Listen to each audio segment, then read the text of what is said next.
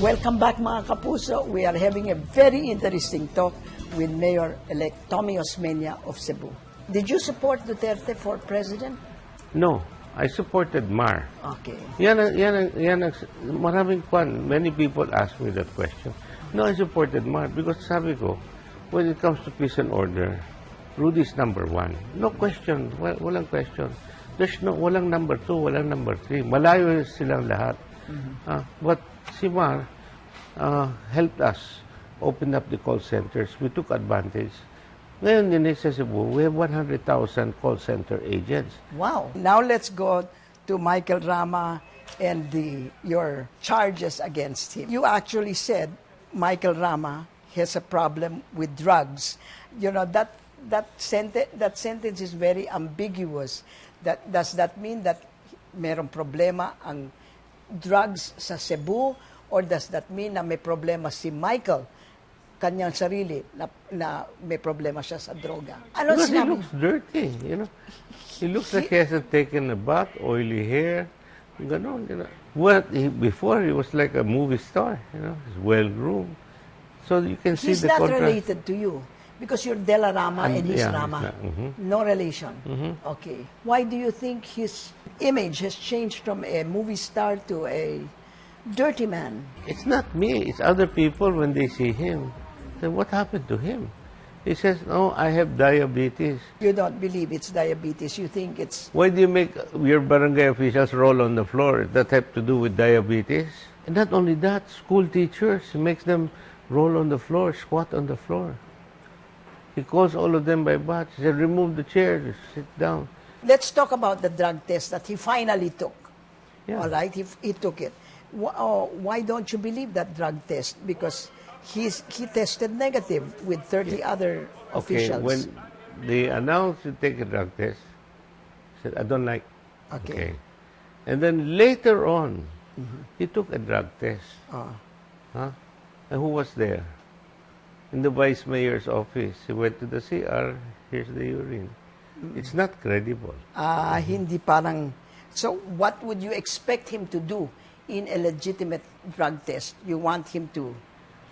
You know, Cebu has a lifespan beyond a certain number of days.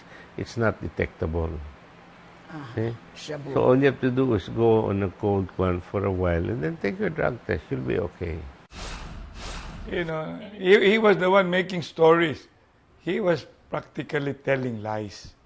And I wish he can stand that in the grave of his own parents. He even accused me, which was really something very personal. But you know, I got into these political skirmishes. I have been telling them, of course, I'm coming out sexy, and what's wrong with being sexy? But, you know, I was telling them, my family is in what we call, inherited the so-called abundance in sugar. So that's how it ended up. But it really a false accusation. Aside from the drug test, he now says that you won itong election na ito, nananalo kayo kasi nagdaya ho kayo. Anong reaction niyo ron? Eh, siyempre, normal naman yung reaction. Pero, kung dumaya ako, it's really insulting himself. Kasi talo siya sa presinto niya. He This lost time 2-1 in his own precinct. So imagine if you cannot even defend your votes in your own neighborhood, what does the people think of you as the mayor? See? He lost in his own precinct. In the precinct of his vice mayor, I beat him. In the precinct of Alvin Garcia, who was his candidate for Congress, I beat him. See, magaling talaga ako, no? Imagine how good I can cheat. That's what you call talent. I wish he should never start, because it belongs to me. I wish God is around, because I said we have been blatantly robbed, even murdered, because my votes ended up to him. What does that say of you, Mr. Mayor? You were so wrong with your first vice mayor, and you were so wrong with your second vice mayor. Does that say anything about your judgment, you think? Yes. What?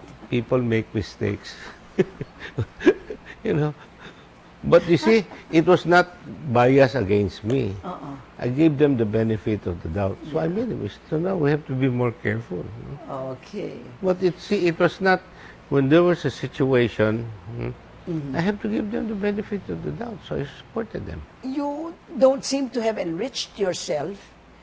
I mean, I don't see anything particularly. I'm renting Outstanding. this house. You're renting this house. I'm renting this house. There's no problem with You me. have no house.